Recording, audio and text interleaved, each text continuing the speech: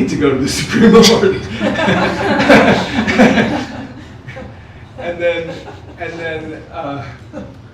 and then he, proceeds to give him instruction, like, here's how you worship the Supreme Lord.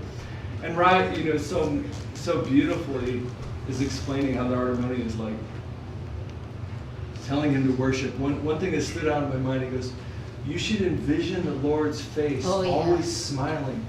He's always peaceful and undisturbed and smiling, and his glance is directly upon you, full of mercy. Envision that within your heart. His face is beautiful and smiling, and his glance is directly upon you, full of mercy. It's like so beautiful. Wow. It's a very interesting point, because Dhruva Maharaj is saying, like, this one's not working, is it? The bathroom? Yeah, it is. Oh, it is? Yeah, it is. Wow. Amazing. It's interesting because Dhruva says he can't do it. It's interesting because Dhruva says he can't do it. Sometimes if you think, like, well, what if I do get a directive that, the ideal is very beautiful, and I know that, like, there's some truth in that ideal, but I'm also, like, I'm still, like, working. And then Narada Muni isn't just like, well, if you can't listen to me, then you listen to no one, and, like, leaves. There's this very beautiful kind of interaction that happens where it's, like, moves on. And so you start, especially I just was thinking of it because Sri Guru Charana Prabhu was talking about this teacher, and there's so much, like, benefic movement that's happening in it, right? The Lord that you're meditating on, he's smiling on you and full of mercy. And the Guru's hearing from the disciple, like, I'm a warrior. I could not do anything else, And he's like, okay, like, and this is what you do. And then Narada Muni goes to visit Dhruva's father immediately after. And Uttanapad's, like, crushed already. He's, like, missing his son. And he's so, like, remorseful of the way he treated his son. And then Narada Muni says, he's like, and I'm worried. He could be eaten in the jungle by any number of wild animals, and he's only 5. And it's this really interesting moment because it really reminds me of the story where Prahlad Maharaj is talking to the demigods while Sunita's pregnant with Prahlad Maharaj. Because he looks at Uttanapad and he goes, there's nothing in this whole universe that can disturb this child, and he is already becoming famous in the 3 worlds. Your son is already of such a character that people will remember him for ages to come. Like, he already knows that, like, the place has been kind of, the pieces are in play, you could say, right? And so then he says this kind of thing when, like, Hiranyakashipu, his wife is in the cave, and the demigods are like, this baby's gonna be even more dangerous. And he's like, there's nothing you could do with any mantra or weapon or tapasya. Like, this child is so protected. It's so interesting because in the same way he's saying who this person is, right? So then you also realize he already knows who Dhruva is when he goes into the forest. He's that kind of sage, but he has to, he's also enjoying, like, who is this kid, feeling his own interaction. So, anyways, this is the meditation on the divine guide who is always arriving in the critical moment, you could say. And then the next advice is coming, and the next... Don't leave us hanging. What happens? Oh, well, it's so nice. Okay, well, then Dhruva Maharaj... Well, the yoga that Dhruva Maharaj does is extreme. So he starts by every 3 days, he's eating only berries and... What's available? Fruits and berries. Fruits and berries. Every 3 days, he eats fruits and berries. And then... For 1 month. For 1 month. And then he moves to leaves. 6 days. Or then to 6 days for 1 month. And then he moves to leaves. Leaves. Then it's leaves. Only eating leaves every number of days. Leaves and barks. And then he moves to drinking water, and then even the water becomes like once every 11 days, something like that. And the whole time he's on one leg with his big toe touching into the ground. Well, so, I'll just... Anyway, it's a small thing, but he's doing this extreme meditation, and ultimately, the body is powered by subtle energies, ultimately. And so he's, moving away from the gross energies, and then ultimately he begins to breathe, and then he starts taking one breath per day, and he starts taking one breath every few days, and he's doing, because he's doing pranayama, and ultimately in pranayama it's about circulating your energy. So then you end up living off of the circulated energy, not the breath. So then he stops breathing, and he moves into the the single leg pose, which is like this perfect connection between earth and the heavens, and puts his one foot on the knee and the other foot is in, and then everything is balancing on the big toe, the ball of the foot and the big toe of the one foot. And he's not breathing, and then the universe is becoming like destabilized because this tapasya is like so extreme, and his foot becomes like so powerful. If he moves his toe, it like makes an indentation in the earth that's like affects the planet. Like he's like becomes like extremely powerful, and then his pranayama starts affecting what's called the prana of the universe. So the universe also runs off of a pranic cycle of breath, and the universe's pranic cycle becomes destabilized, and then the demigods go to Lord Vishnu and they're like, someone is extremely powerful. Like deeply, we feel like someone's so powerful. And it's very interesting to think about, like, Bhagavad Gita saying, if you don't sacrifice in this lifetime or the next, then you'll never be happy. And so then you're starting, what is sacrifice, right? So the nature of sacrifice is that something's being kind of offered into the fire of self-sacrifice, and some kind of transformation is occurring. And so when these like sacrifices are happening, right? You could say like chanting Kirtan is a type of sacrifice. You're starting to like offer something, hopefully. You're trying to like live some kind of life of that. You're trying to cook something. There's some sacrifice that's starting to occur. And then ultimately for whom and for what, it becomes more and more refined. But then sacrifice is actually like a law in the universe, right? So Dhruva Maharaj's sacrifice is so extreme that the entire universe is feeling his sacrifice. That's what we're saying, actually. It's so immense what's happening that whole earth's breathing and pranayama is starting to be affected by the depths of his meditation. And then the Lord tells the demigods, don't worry, I will myself go see my own dear devotee. And the whole time he's chanting that mantra. Yes. So his heart, like there are those who try to do all these things, but they want power, and they're trying to push the material nature on a subtle level. But that's not what he's doing. His heart is becoming softer and softer and softer. And it's just natural for him to do that, like detachment from the physical plane. And so the Lord is being attracted to his heart, because the name of the Lord itself is actually, the Lord is coming in the form of his own name, and just purifying his whole, heart level. So this is this is far greater than that ordinary practice of Ashtanga Yoga. And that's a very big part of this. So, and then?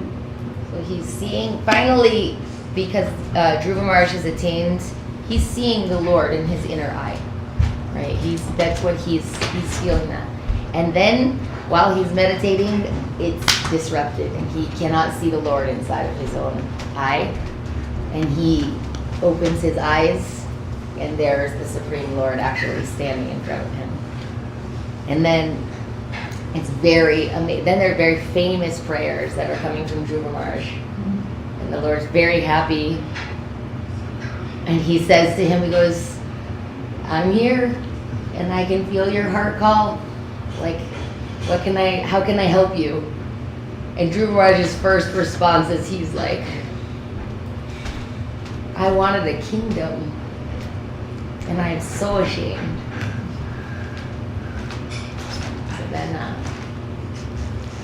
Then his heart is broken. He's saying, I was looking for pieces of broken glass, and now you have come, the most wonderful gem. I'm so ashamed of myself that I would approach you for such a stupid thing as being more powerful than Brahma. So foolish, I'm so foolish. And the Lord says, but I want to give you something. So I'll give you my planet. pole star. The pole star is an unmoving, eternal planet. So you'll rule over your father's kingdom, and then you will become greater than Brahma. You will be ruling on my planet, my Vaikuntha planet. And Drew was like, oh, okay. But he's always feeling so. I just like this idea where it's like, there's this verse that's said over and over. It goes, just from seeing the tips of the nails of your lotus feet, all desire feels so, like, it's not just like, oh my gosh, I still kind of want it, but I see it's like erased on a level that I forgot even, like, what's the value of these things? You know, what would it's so beautiful that I'm feeling like my full satisfaction is arriving to me in this moment. Mm-hmm. You know, and you're going like, it's so amazing. You go, oh, his feet must be very beautiful. The Supreme Lord's own, and then they're saying, oh, he's like smiling upon Dhruva, and just his smile is like completely like washing away any kind of shadow of doubt, any kind of like interior like mental space that's going on. And then you're hearing like in the very beginning of the Bhagavatam, it says, these types of stories are actually for people that want to contemplate like pure love of the Lord, and who are not like distracted by like small things such as like heaven or kingdoms. And you're going like, this kind of meditation is so deep actually, and then seers of the truth who are journeying through. And this story is so old actually, it's not from this time period. And they're saying Dhruva became so famous that this story pierced through many, many time periods. As how ancient it is, from like a completely other time, not even like the last age. It's like such an ancient story. So anyway, this is the meditation on Narada Muni, the celestial divine guide, Sri Guru Charana Padma, that came out, and we can sing another Kirtan now. But it's very important, we're singing this prayer to Guru every day. Guru is a principle of reality. That when your desperation, your authentic necessity is present, the teaching will come. That's the most important article of understanding. The teaching and the teacher will come in so many ways. Okay. It's so astonishing too when you think of Narada Muni, because Narada Muni is the direct disciple of Brahma. This whole sampradaya of gurus, it's so ancient. It's all in the conscious plane. So it's not disturbed by the changes of external time. And it's so ancient. It's beginning with Brahma at the dawn of creation to Narada. So Narada is also in this line. And then from Narada to Vyasu compiled all the Vedic scriptures and gave Srimad Bhagavatam, and so on and so on and so on and so on. Kept like from one celestial body to another. Guru Maharaj said there may be many other planets between the sun and the moon, but they're not so important. What is really visible are the great teachers who can express this very same essence according to sign and circumstance without losing any of the essence. And those are the great shining constellation, or like luminaries of the line. Yeah. Do you want to lead in Nityananda Kirtan? Okay, so we can sing a song to Nityananda, who is the Divine Guru. It's interesting how we were talking about Dhruva, just a small. One of the names of Nityananda Prabhu is Adoshadarshi. And Adoshadarshi means who does not notice offenses.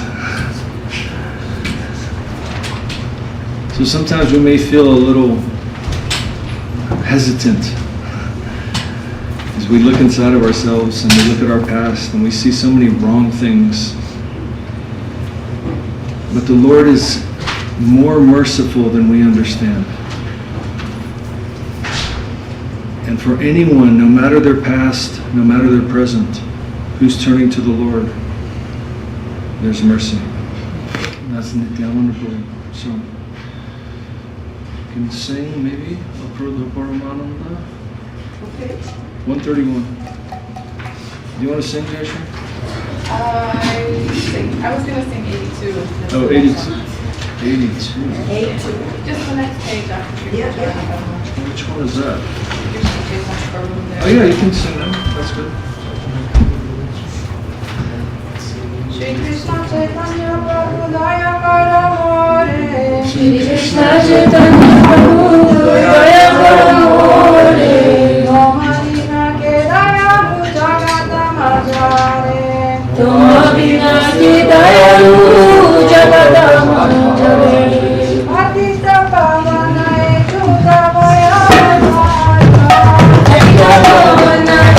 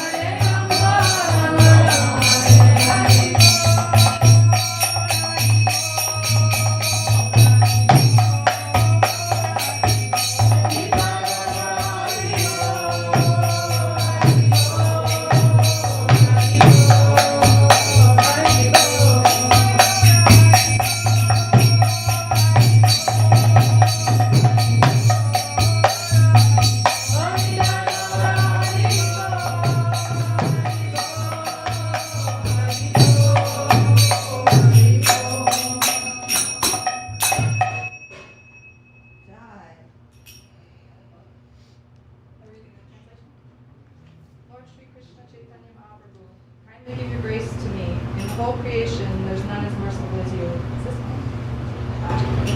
Does it say son? You need to press it for 2 seconds. The number showing now? Yeah, channel 4. It sometimes just goes That's up all by right. itself. We descended just to save the fallen souls. O Lord, the soul is fallen as me and nowhere to be found. O Lord Nityananda, ever in the joy of your love, kindly give your gracious glance. I am very sad. Kindly give your grace, Sri Advaita Goswami, the Lord of Srimati Sita Thakur. By the power of your grace, we may gain the service of Shri Shri Nitai Chaitanya.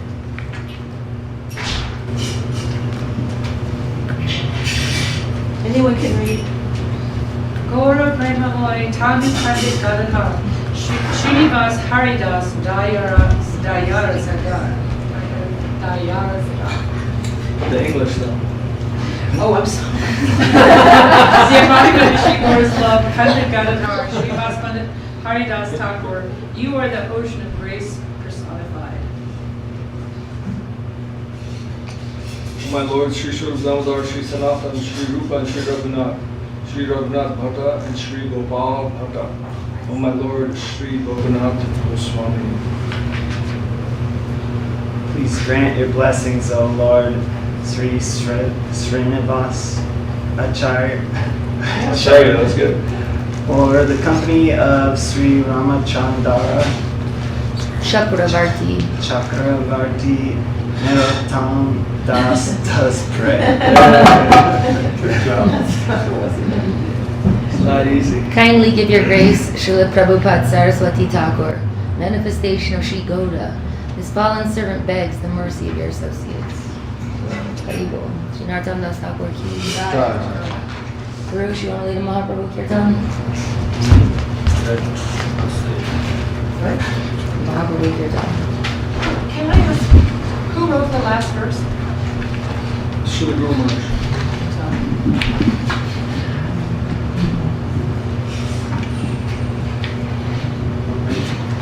Starting on 130. Oh, sorry, not 130. They start on 134, yeah. Starting. Honestly, the Avatar song is the one. Okay? Yeah. 136.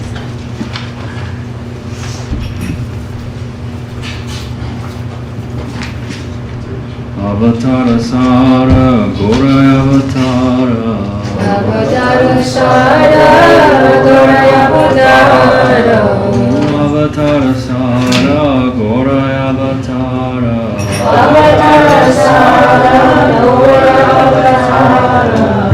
Enona Bhajini Kare. Enona Bhajini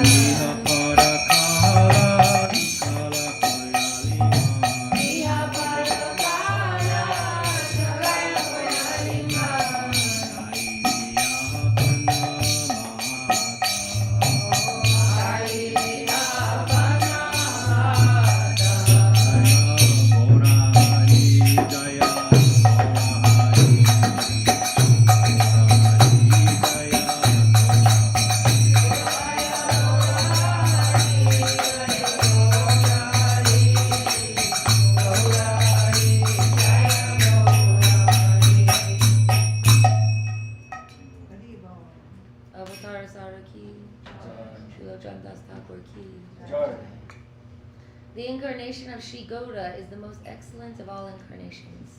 But why haven't I worshipped him?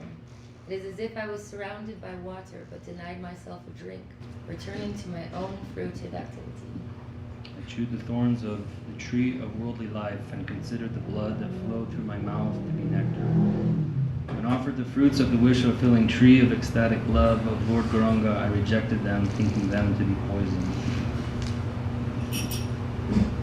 Desirous of smelling a sweet scent, I sniffed at what I thought to be a fragrant flower. Alas, that flower was odorless like the palasha flower, and instead an insect flew up my nose and bit me. Thinking material life to be sweet like sugar cane, I tried to taste its nectar.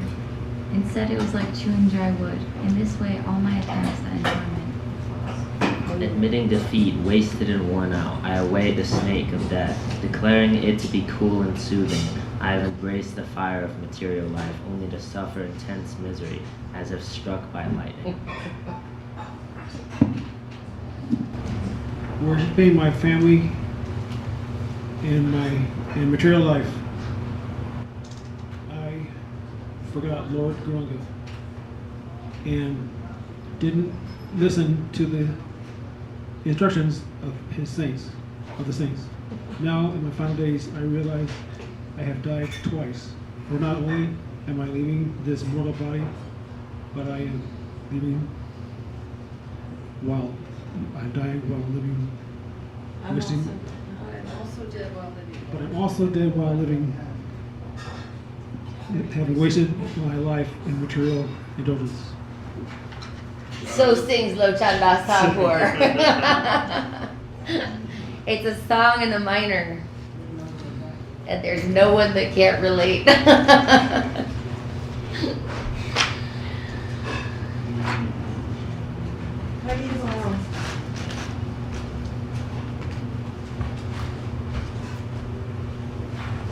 Where are we going, Sudar? Okay. Page 2 something, yeah? 222. Okay.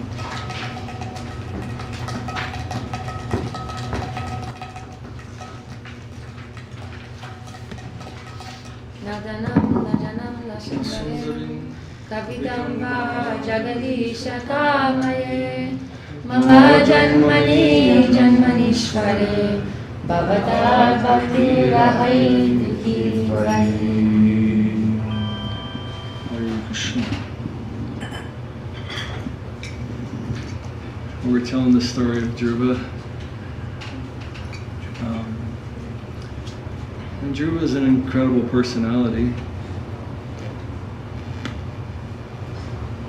In the story, he's very desirous of becoming powerful and obtaining a kingdom.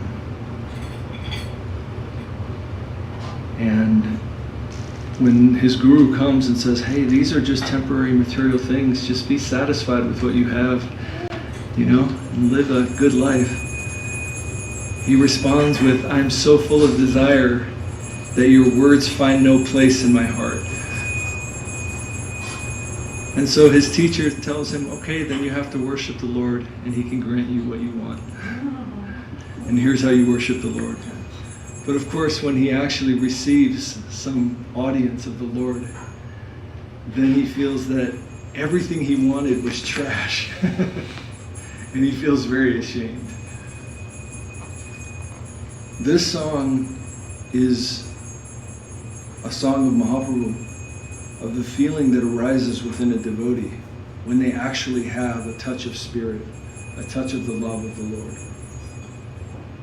Suddenly all these things that were so dominant in our consciousness, so clearly the only reason for living is to try to obtain some type of pleasure from somewhere in this world, feel negligible. So, Mahaprabhu wrote this Sanskrit verse. Mahaprabhu only left 8 verses. This is the 4th one. And then Bhaktivinoda Thakur wrote, you can say a purport or an expansion on this conception of Mahaprabhu. Prabhu tava pada juge morani vedana Prabhu tava pada juge morani vedana nahi magi deo sukha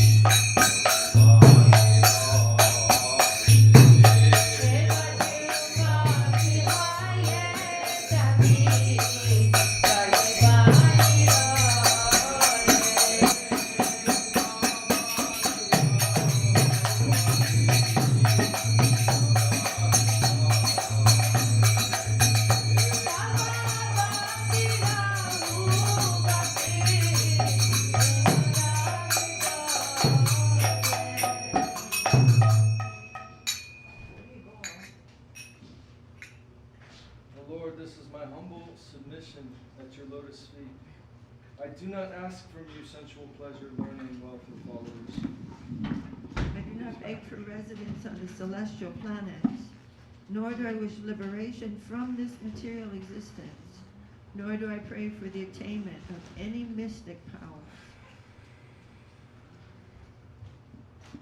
Whatever birth I may obtain due to the results of my previous worldly activities, I pray that I may sing the glories of your holy name birth after birth. This alone is my cherished hope, my aspiration, my prayer at your lotus feet. Let causeless and uninterrupted devotion awaken within my heart and flow towards you. Let me love your lotus feet as much as I now love sense gratification. Transfer my affection from the objects of the senses to your lotus feet. In danger, success, good fortune, or disaster, let me remain in equipoise.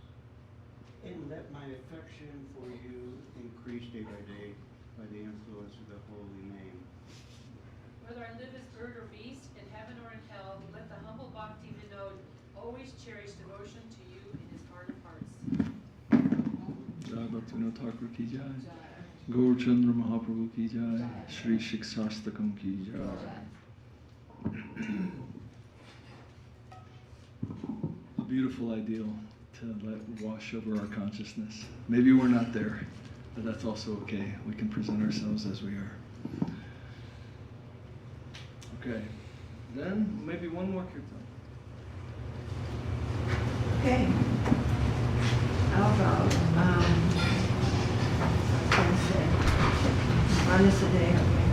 Okay, another Sharanagati song, Manasadeho Geho, which is on page, what, Nani? No, don't know. It is on page 170.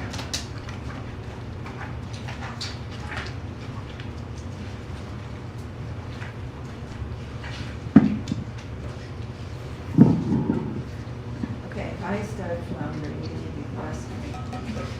Manasa deho geho yokichu mora arpilu tuya pare nanda kishora.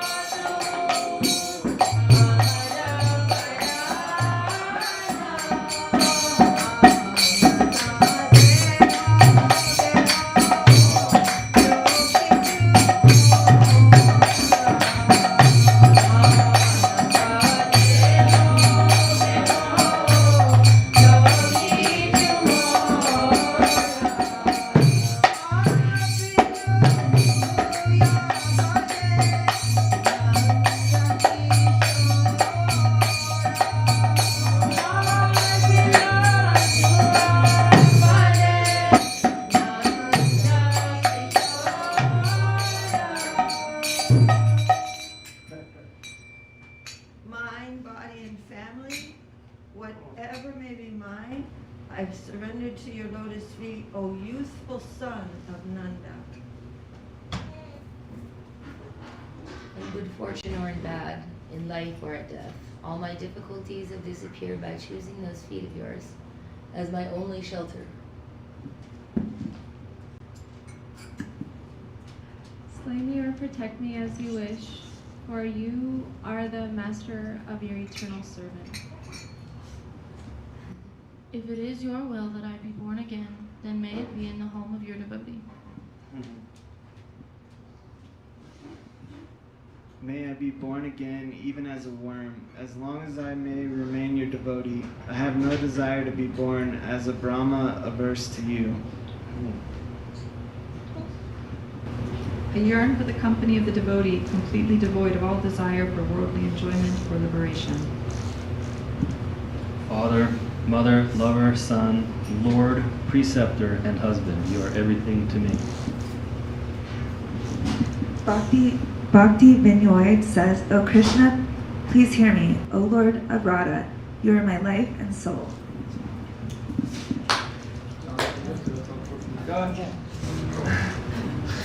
Harinam Sankirtan ki jai. Jai. Rupan Guru Varga ki jai.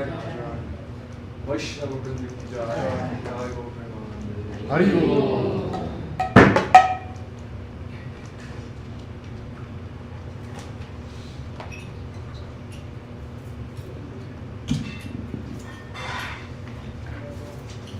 How's everybody doing today? Better. Better. There's a question on YouTube by Eva, Sananya. Ananya did. Okay. She has a question, right? How do you detach self-worth from material things / relationships? Comprehensive. That's a very funny thing. I can give my own thoughts on this. We're born into a body that we don't understand. And we're born with a mind that we don't understand. And it's a funny thing to go through life discovering things about your body and being like, oh, I don't like this food. I didn't know that. You know, or this food gives me indigestion, this one doesn't.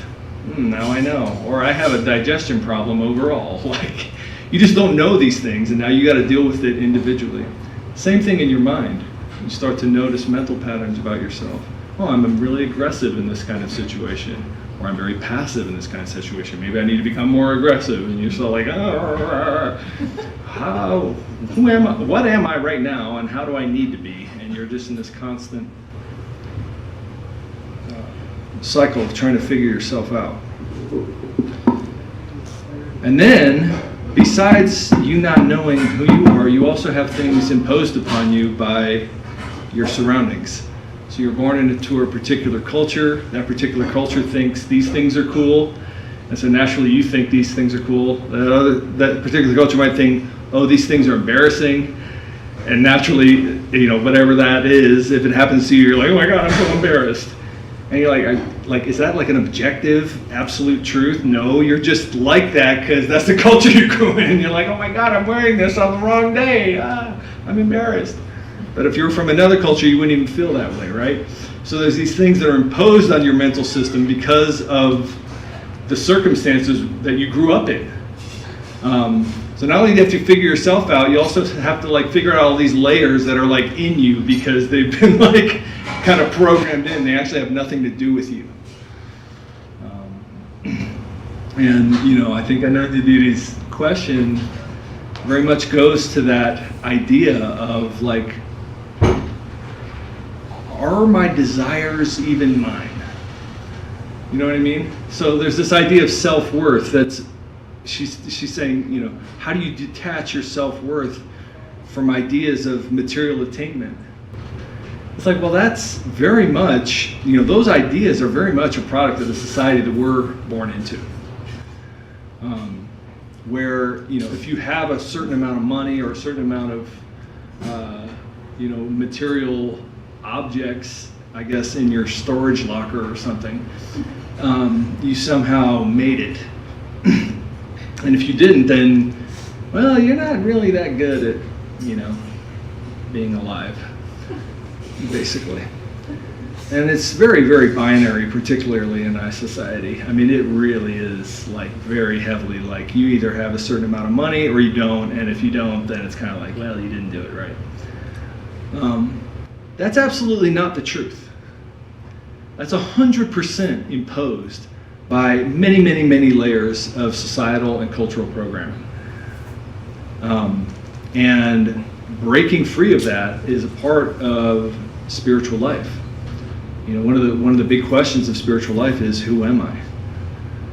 Well, yeah, that's that's kind of important. And like, why am I doing what I'm doing?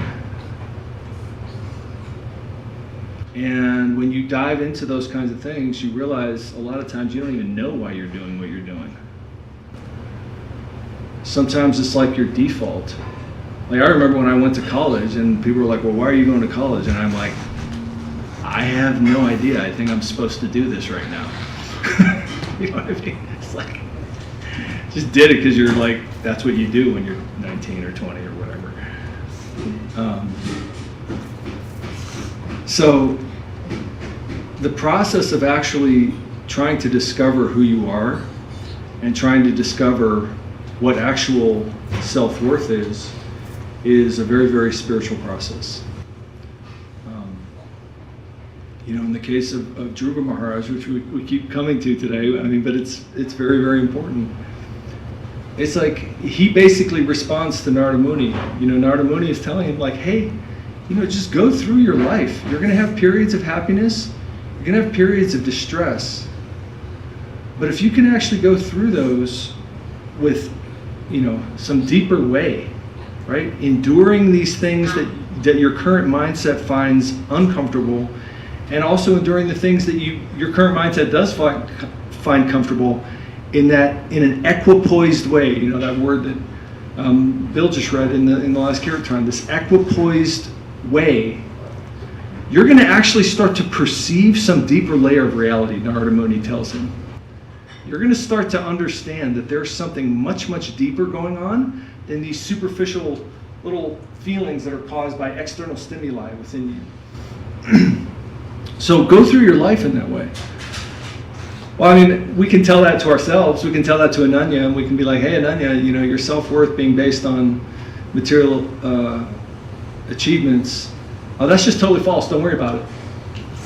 Like, yeah, but I am worried about it. What are you talking about? Like, what are you talking about? And Dhruva Maharaj responds the same thing to Narada Muni. He's like, I hear what you're saying. I like it. I know it's truth. And because I'm so full of desire, it finds no place in my heart. That's an honest response. And what is Narada Muni's response to that? Compassion. It says in the verse, it says, he smiles and looks upon Dhruva with compassion. So, it's one thing to say, hey, you're this being that you don't understand. You have layers within yourself that you don't understand. You have these sort of externally programmed layers that you don't understand either. And you're sort of this being kind of running around wanting stuff that you don't even know if you really want. I mean, you can go through a mental exercise. And it's very interesting. Psychologists have done this around the world. You go around the world and you see what people want. It's 100% contextual. And they always want a little bit more than what everybody else, what they currently have, and they want what this other person has. And if you go into a society that's very rural, like you might say, living in huts in a warm climate where you don't really need to like build a fancy house, there's still some object or something that their neighbor has that they wish that they had. And they think, if I had that object, I'd be good. But I don't, right?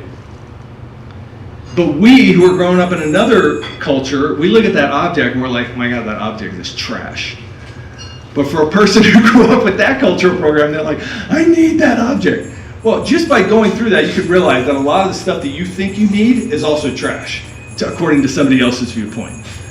But it's been programmed into us of like, I need it. And at the same time, it's like, I can come up to you and tell you that you don't really need it, and you're like, yeah, but I really, really want it.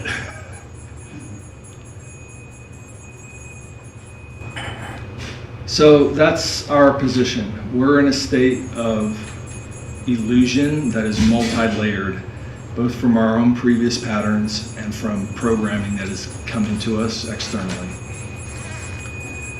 And you can try to go into yourself and kind of unspaghetti that whole thing, you know what I mean? Like, but what Narada Muni says is, pray to the Lord. Establish your relationship with the Lord. Meditate upon the super soul within your heart. Actually, you're inextricably linked with the Lord. There's your soul, which is called Atma, and then Paramatma, which is the super soul, the Lord, Vasudeva, right? What is the mantra he gives them? Om Namo Bhagavate Vasudevaya. Meditate on super soul. Meditate on the Lord that is inextricably linked with you. You never are walking around alone. You're always walking around with the Lord. Start to come into that relationship, right? That's the supreme harmony. You have to come into relationship with the Lord in your life, and everything will fall into its proper harmonious place, right? You can't attempt to undo your delusion in a deluded state, if that makes any sense. We might be able to examine ourselves objectively and be like, okay, I can tell I messed up in this way or that way. But you might not be right about how you're messed up. And you definitely, what do they say in business? There's like this business term, MECE is what they call it. Mutually exclusive, comprehensively exhaustive. Okay? Means if you're going to try and solve a problem, each of the problems has to not overlap with the other problems, but your list of all the problems has to be comprehensive. It has to be all the problems. Yeah. Try to do that to yourself. You have a seriously challenging thing, right? First of all, am I right about what my problem is? Secondly, is this really all my problems? Or maybe the one problem that I got right is actually caused by another problem that's way deep in there, right? It's like, right? And then you're gonna be with a therapist that's talking all day, like, they're gonna be like, $500.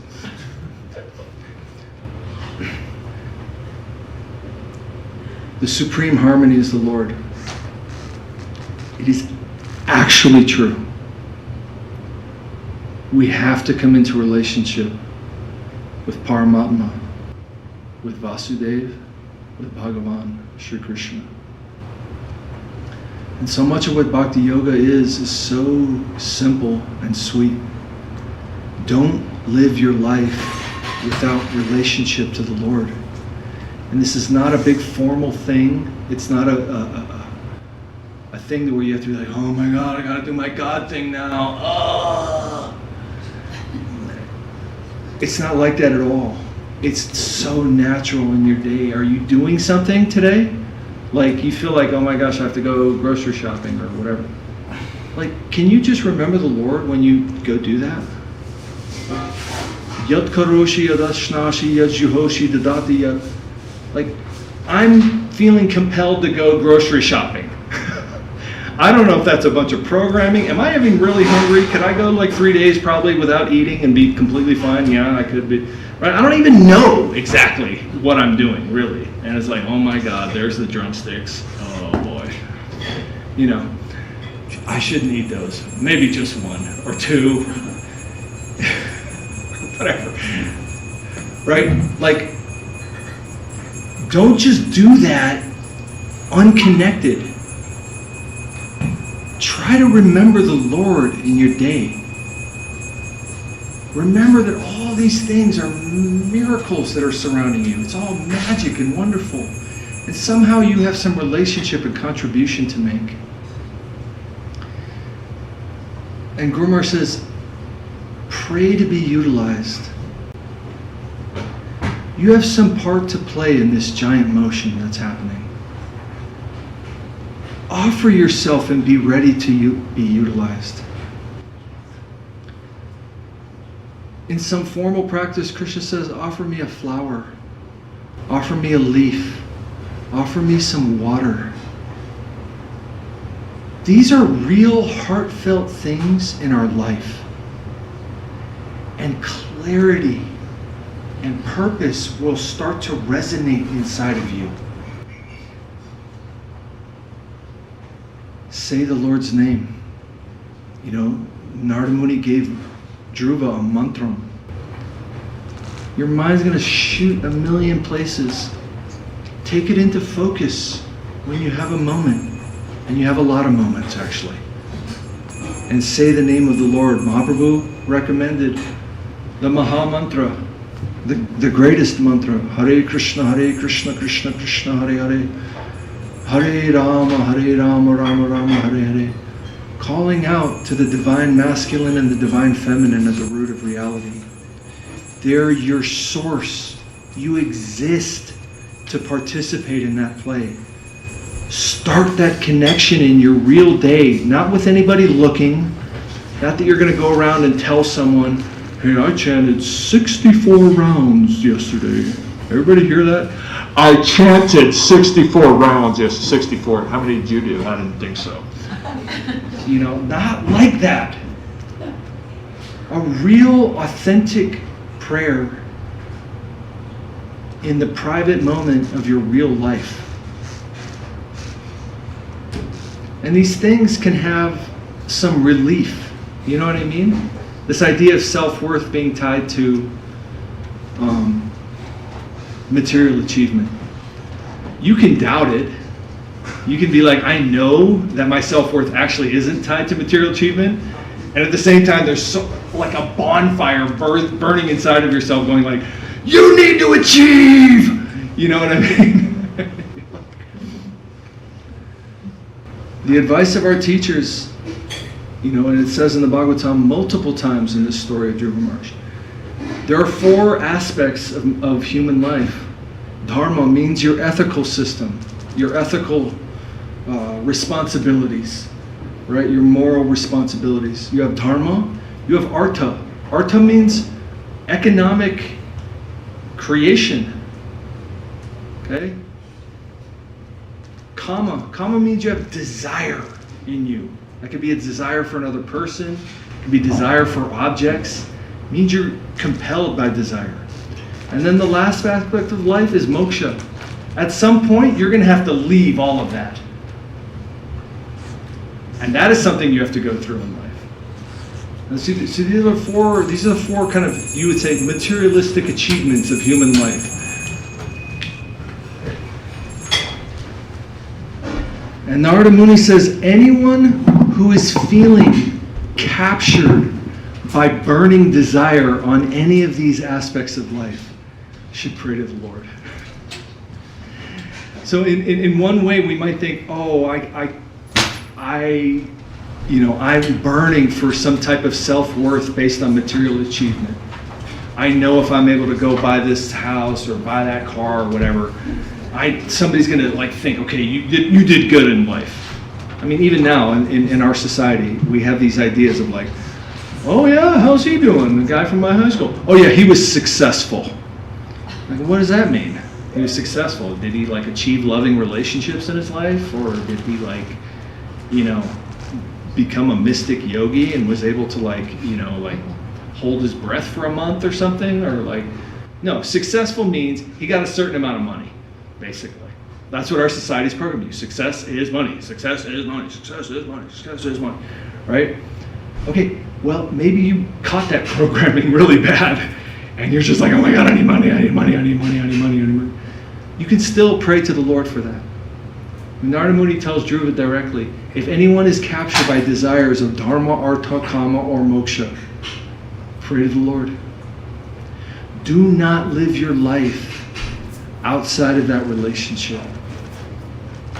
And you might say, okay, I'm a hypocrite. I know really what I should want is love. Love for the Lord, love for reality, eternal state of joyous giving. But I don't. I want some stuff, actually.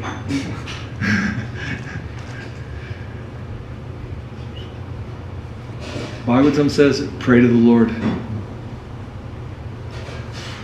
The harmony of everything you're seeking is found in the Lord. And eventually, you will have some taste of His reciprocation by the grace of His devotees. And at that time, a new hierarchy starts to build inside of you, where the things that you once thought were important lose importance, like drastically. But while they are important to you, it's so hard to overcome them. You know what I mean? I want people to think I'm accomplished. I want to have some type of mystic power. You know what I mean? There's a thing called vibhuti. You can manipulate matter with your consciousness. Consciousness is supreme. You can manipulate matter with your consciousness, and that might be your thing. It's like, I want to be able to manipulate matter. I want to have telekinesis. It's like, well, why? I don't know. I just really want to be able to bend metal with my mind. It's like, okay, I mean, you can do that, actually. It's not a thing you can't do. Pray to the Lord. Karma yoga is also like a very nice aspect of this practice, right? This idea of attentively doing the thing that's in front of you and starting to realize that you're not the controller of what happens ultimately. Yeah. And the accepting of that is actually such a yogic practice that it has some relief inside of it, right? Because the reason that we're doing any action is because we want a result. And when we're attached to the result, we're crashing all over the place when it does not happen the way that we're hoping it's going to happen. Yeah. So one of the reliefs actually for like the forest fire of material desire is, okay, I mean, Krishna himself is even saying like, I don't have to be busy, yet here you see I'm busy because everyone else is going to give up their action. So you have some actions to do in your life, but you're grossly attached to the results of those actions, right? And then of course, like another aspect of attachment is how people perceive you as a result of those actions. Yeah. So this idea of I'm all in, meaning I'm attentively dealing with that action, right? Because there's stories, right, of kings. So like the idea wasn't whether there was wealth or not wealth. The idea is that the Lord is in the center of it, right? So you may have a service where you have to deal with lots of wealth. You may have a service where you deal with very little wealth. The wealth is the least important part. The connection to the Lord is deeper. And so the practice in a very small, practical way is to start to go, I'm really attached to the results of things. And I try to offer those results actually up. That's what the fire of self-sacrifice is ultimately talking about, right? Because otherwise you're going to be kind of endlessly burning in a never-ending like carrot that's running right ahead of you of the next thing. And then we really, I mean, this is not like a small subject in a sense. We're going to jump into a grave with that carrot just in front of us, right? So the fire of self-sacrifice is starting to refine what? Refine my desire. Refine what I'm actually here for. Refine what this activity and the intention of this activity are for, right? And then that's a very practical way that we can start to go, I threw myself into this thing fully. And then I look like a fool and a failure at the end. It's possible, by the way. Very capable people can do really hard things and it looks dumb in the end, right? And then kind of like not so qualified people can gather together in something amazing. And all things are possible. Like such a tiny variable can change and you look so cool and everyone's like, damn, you did such a great job. And such a small variable happens and you don't get it.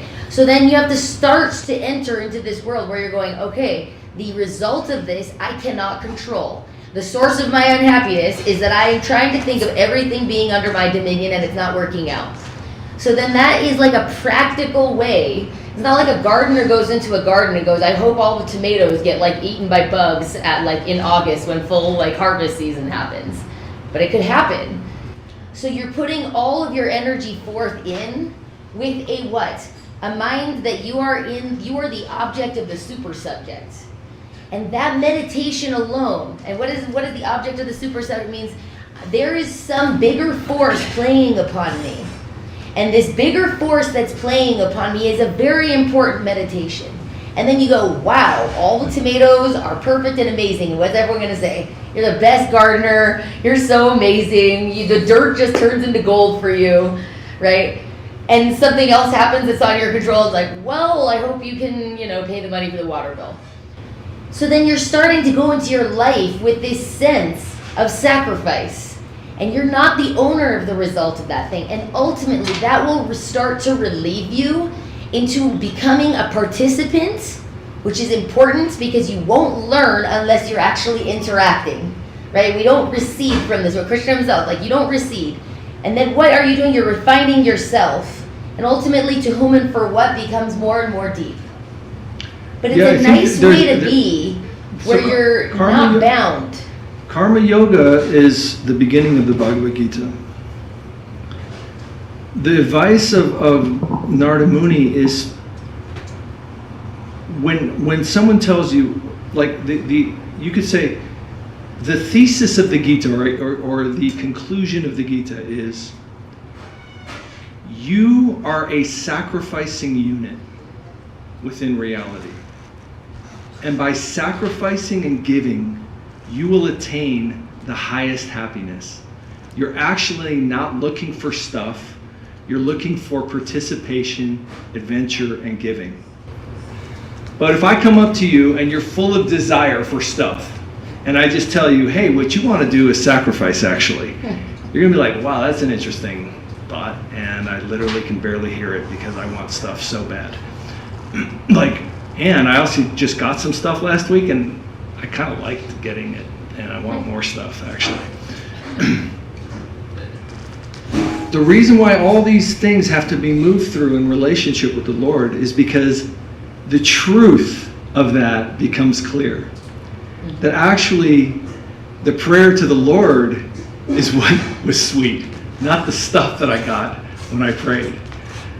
And the idea that I am a unit of adventure and sacrifice within infinite reality becomes much more real, not just a here you are, you're an adventurer. It's like, if you're so full of desire within the plane of experience that you're in, that you just want to accumulate things or accumulate relationships or whatever it is, it's like you can barely hear that, right? Or you could even hear it and you're like, yeah, but I'm full of desire for stuff, right? You have to move into a place where you can understand in truth that giving is better than receiving. Otherwise, it's just a very, very, very almost lofty hypothesis that you're hearing and kind of going, wow, I like how that sounds, but where's my stuff at? And for some people you can hear that and be like, yes. And for some people you can hear that and be like, I kind of like that, I would like to move toward that, but I got some needs I need fulfilled right now. So I think that motion of moving into that is the motion of bringing the Lord into your life at whatever stage you're at. You may be working at a job, you might want to get promoted, you might want to leave that job, get a better job, you might want to have your own business, you might have some amount of money that you need in your mind per month where you're like, if I had this, I'd be good. Or whatever it might be. And I'm just throwing all these things out there because all of them are occurring differently to different people. You have to pray to the Lord. You have to envision His merciful glance inside your heart. You have to envision His smiling face. You have to realize that He is never separated from you, that you're always in relationship. And though you're in a state of delusion, you're in a state of being programmed, you're in a state of all kinds of layers of confusion about who you really are, all of that can be harmonized by moving into real relationship in the real moments of your real life.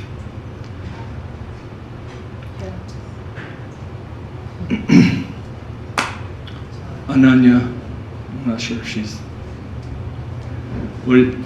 Haridev, can you see Ananya? What's her response? Let's see. It says, hasn't said anything but. Okay. Bimal Krishna Prabhu is contributing. Okay. You want to hear? Sure. It says, Srila Bhaktivinoda Thakur says in Sri Upadesamrita, by the will of Krishna devotees, easily attain liberation in the form of cutting away connection with the Mundane. They should not, therefore, pollute their endeavors for bhakti by desiring. For sure. That is definitely the ideal. But at the same time, you know, like,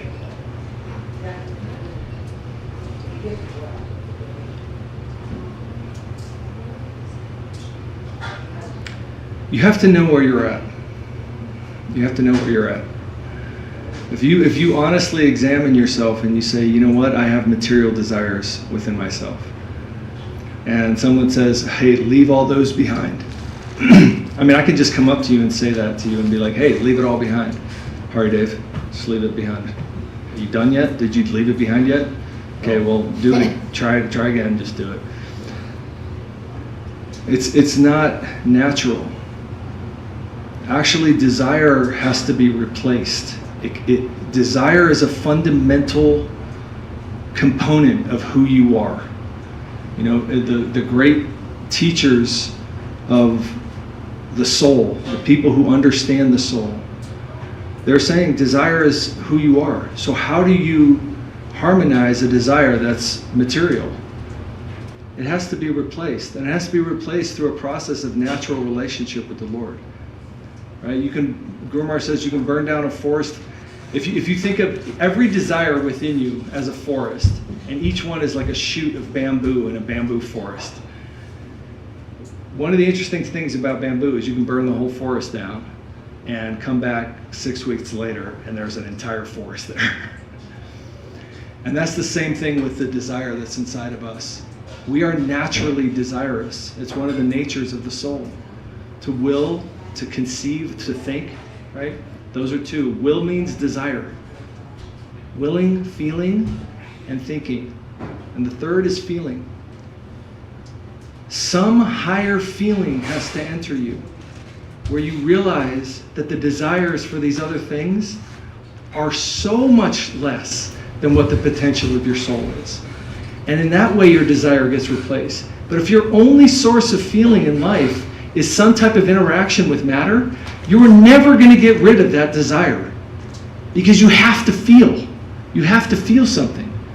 So we're all moving through the world in this like very shallow place, thinking that the only way that we can receive feeling is through interaction with matter. And of course, our desires are always going to be there. But once you have some feeling that comes to you from offering and praying to the Lord that's higher than all of that, then that desire can move to a higher place. You have to come into relationship and have some feeling of relationship with the Lord from wherever you are. And all of this stuff moves out of like theory and philosophy and becomes real. Because in the end, nobody's looking for philosophy. Nobody wants to be like, wow, let me just throw some philosophy around for like ever. It doesn't do anything for you. The only thing you're looking for is feeling. Feeling is what you're looking for.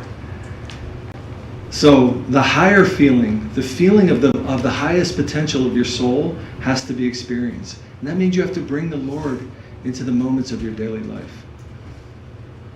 Please. I've been thinking because I went out, and I was talking.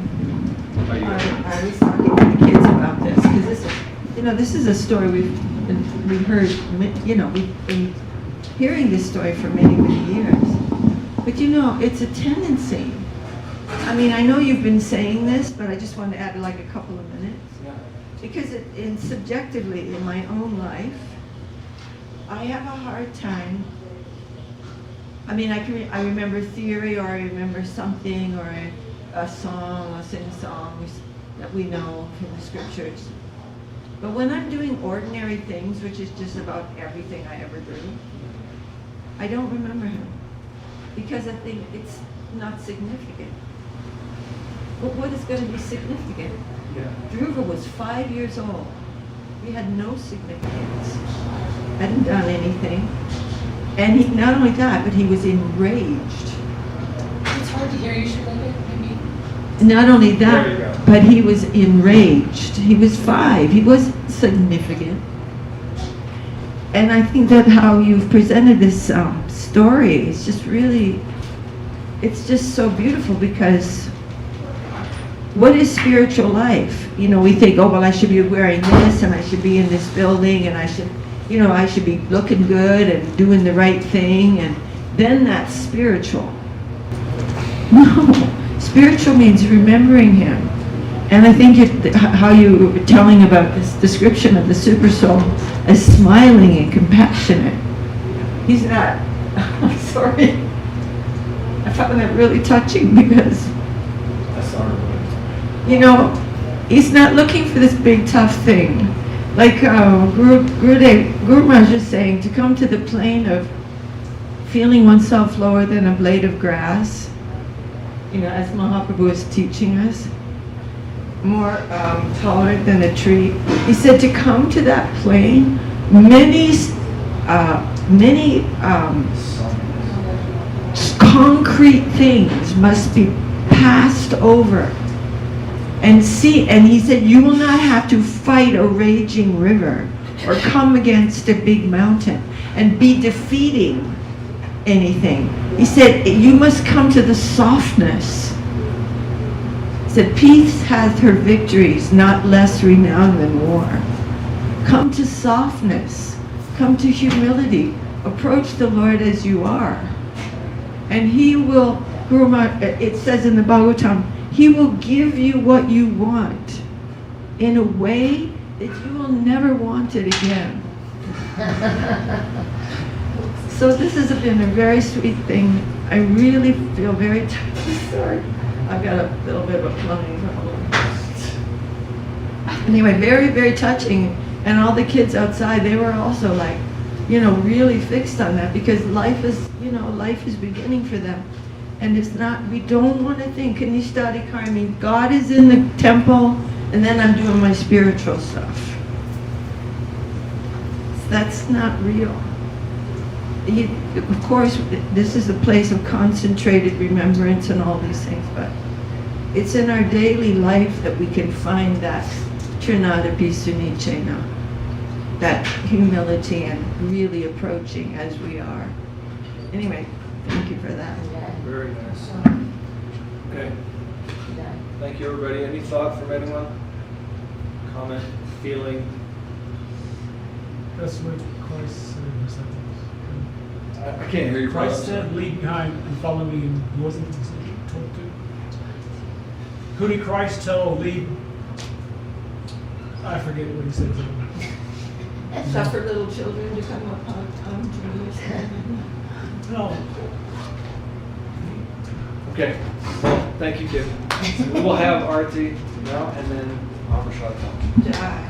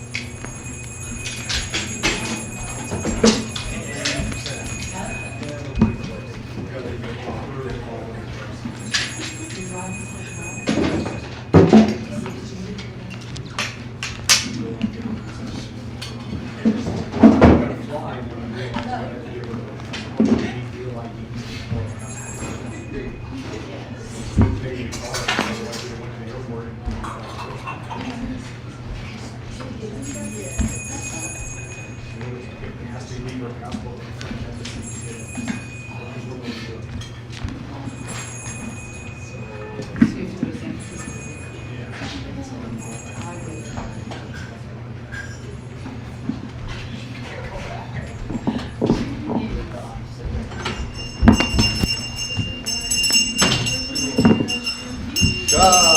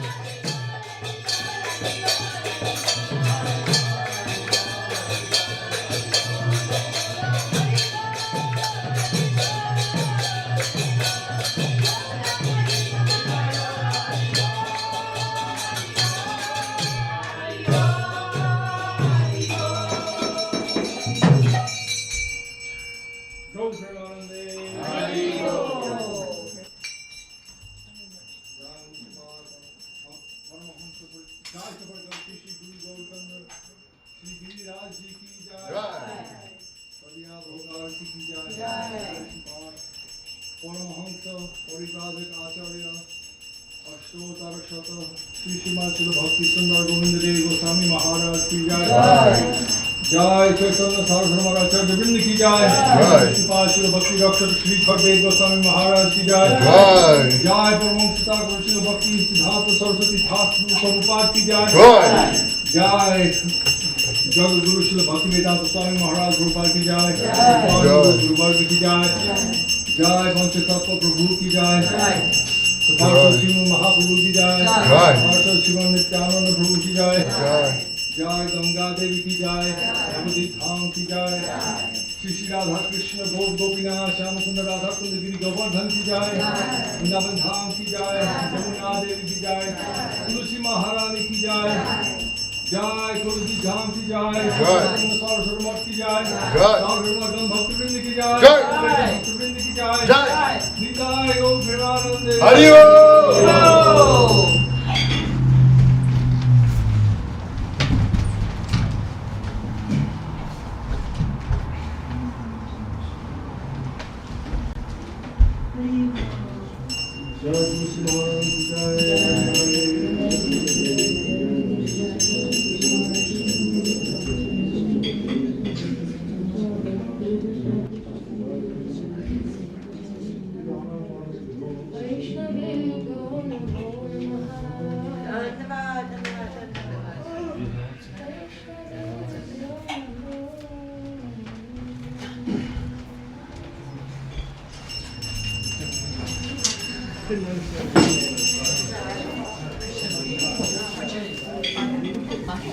Dandavat, dear devotees who tuned in the broadcast today.